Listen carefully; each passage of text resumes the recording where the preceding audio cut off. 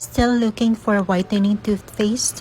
Look no more and try this Physidelin whitening toothpaste. In fairness, habang ina-unbox ko pa lang siya, naaamoy ko na yung samyo ng bango ng toothpaste. I drink too much caffeine, so my teeth is yellowish at times. So I'm really been looking for a toothpaste that will help me whiten my teeth. And I have found this item. This is the Physidelin Niacinamide Whitening Toothpaste. As a skincare enthusiast, I know niacinamide gives whitening effect to the skin, so that gives the same effect to your teeth as well. It's formulated to care for the oral cavity. This will restore your dazzling white smile again. Gives gentle friction, whitening, and long-lasting freshness. Follow me and I will show you the changes on my teeth on the next videos.